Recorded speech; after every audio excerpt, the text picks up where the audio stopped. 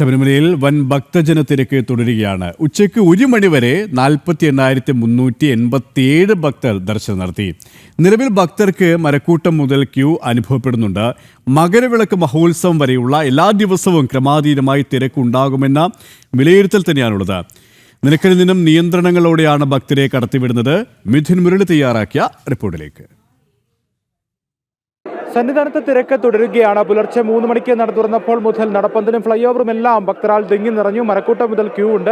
മരക്കൂട്ടം മുതൽ ഘട്ടം ഘട്ടമായി കടത്തിവിട്ട് നടപ്പന്തലിന് സമീപത്തേക്ക് എത്തുന്ന ഭക്തജനങ്ങളെയാണ് കാണുന്നത്. വലിയ നടപ്പന്തലിന് മുകൾ ഭാഗമാണിത്. അല്പസമയത്തിനുള്ളിൽ ഇവർ ഘട്ടം ഘട്ടമായി ഇവരെ നടപ്പന്തലിലേക്ക് പ്രവേശിപ്പിക്കും. പിന്നീട് നടപ്പന്തലിലും അല്പം കൂടുതൽ സമയം കാത്തു നിൽക്കേണ്ട സാഹചര്യം ഭക്തർക്ക് എല്ലാവർക്കും ഉണ്ട്. കഴിഞ്ഞ ദിവസങ്ങളിൽ എത്തിയ ഭക്തർക്കെല്ലാം മരക്കൂട്ടം മുതൽ നടപ്പന്തൽ വരെയുള്ള ഭാഗങ്ങളിൽ കൂടുതൽ മണിക്കൂറുകൾ കാത്തു നിൽക്കേണ്ട സാഹചര്യം. ഒപ്പം നിലയ്ക്കലിൽ നിയന്ത്രണങ്ങൾ ഏർപ്പെടുത്തിക്കൊണ്ടാണ് സന്നിധാനത്തെ തിരക്ക് നിയന്ത്രണ വിധേയമാക്കുന്നത്.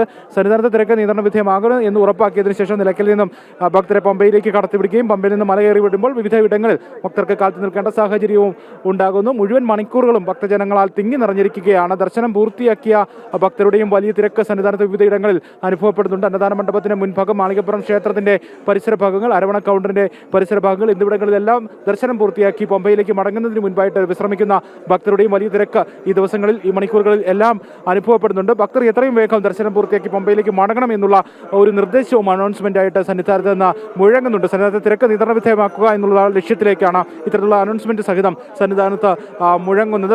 മണിക്കൂറിൽ 3000-ന് മുകളിൽ ഭക്തരെയാണ് 18-ാം പടി കയറ്റി വിട്ടുകൊണ്ടിരിക്കുന്നത്. ഫ്ലൈ ഓവറിലേക്ക് എത്തുമ്പോൾ ഫ്ലൈ ഓവറിലും കുറച്ച് കൂടുതൽ സമയം കാത്തു നിൽക്കേണ്ട സാഹചര്യമുണ്ട്. ഫ്ലൈ ഓവറിലെ ക്യൂവും സാവധാനമാണ് നീങ്ങുന്നത്. കാനനപാതയിലൂടെയും വലിയ തിരക്ക് അനുഭവപ്പെടുന്നുണ്ട്.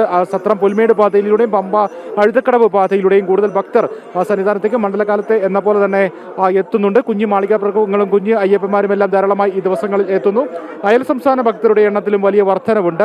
തമിഴ്നാട്, ആന്ധ്ര, കർണാടക തുടങ്ങിയ സംസ്ഥാനങ്ങളിൽ നിന്നെത്തുന്ന ഭക്തർ കൂടുതലായി ഈ ദിവസങ്ങളിൽ മകരവിളക്ക് തീർത്ഥാടനം തുടങ്ങിയ ആദ്യ ദിവസം മുതൽ തന്നെ എത്തുന്നു. ചില മണിക്കൂറുകളിൽ മലയാളികളെക്കാൾ കൂടുതൽ എന്ന് തോന്നുന്ന വിധമാണ് ഫ്ലൈ ഓവറിലും നടപ്പന്തലിലുമെല്ലാം അയൽ സംസ്ഥാന ഭക്തർ ഉള്ളത് എന്നുള്ളതാണ്.